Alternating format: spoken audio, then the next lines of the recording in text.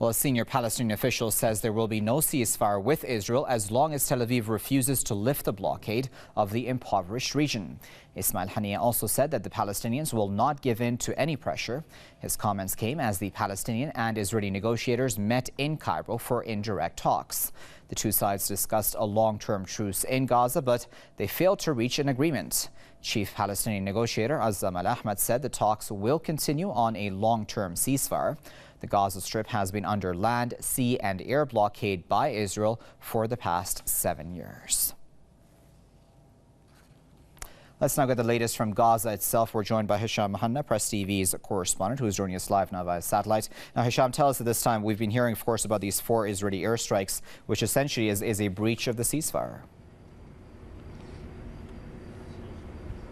That was confirmed actually a couple of minutes ago as the Israeli jet fighters bombarded over empty squares in Khan Yunis and Rafah to the south of Gaza Strip. This comes after the bombardment took place in several parts of the Gaza Strip in Zaytun neighborhood to the southeast of Gaza City, to the northeast also of the city in Arayas mountain area, so-called close to Atafah neighborhood, and in the northwest also in Sudania area. Israel is continuing to breach the new 120 hour ceasefire announced from Egypt by both sides after agreed from both sides by the ceasefire. However, there is still no retaliation from the Palestinian resistance. No rockets were registered fired from Gaza Strip until the moment. This ceasefire is very possible to be to end actually anytime if Israel continues to breach this ceasefire on this level.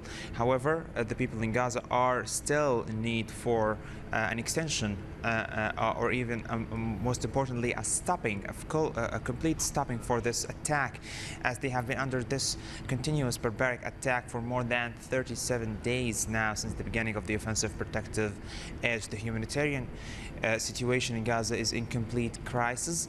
Most of the areas in Gaza Strip have no accessibility to electricity, water, food supplies. The hospitals are running out of the medical supplies and equipment as well needed in order to preserve the life of the injured people lying in the beds, as many of them are falling every day and join the people who were killed by the Israeli war-killing machines, rather than the injured people who died out of Gaza Strip after they could manage to get out of Gaza or transferred to receive the most intensive medical care. This is unfortunate, as their families are still expecting them to come back and to be buried in the Gaza soil.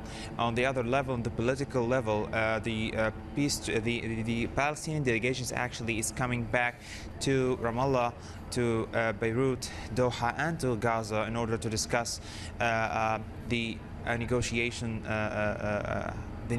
with the Israelis actually after the announcement of this 5-day ceasefire from Egypt, to discuss it with the leadership and to discuss it with President Mahmoud Abbas in Ramallah and with Khalid Mash'al, the head of the political office of Hamas. Until the moment, there is no confirmation for any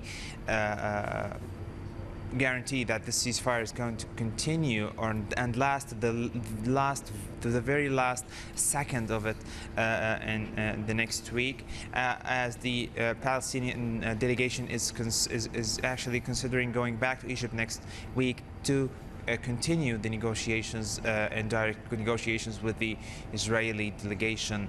The Israeli delegation also announced that they are going back to Tel Aviv tomorrow in order to discuss how the negotiations were undertaken by the Palestinian side. So until now, there is no confirmation for anything yet, but the crisis situation is still going and the people are still suffering, as hundreds of thousands of Palestinians are still displaced in the UNRWA shelters, schools, in the streets, and over here in the Shufa hospital from where we are standing. Okay, Sham, as always, thanks very much for that update. That was Ismail Haniyeh speaking to us live from Gaza.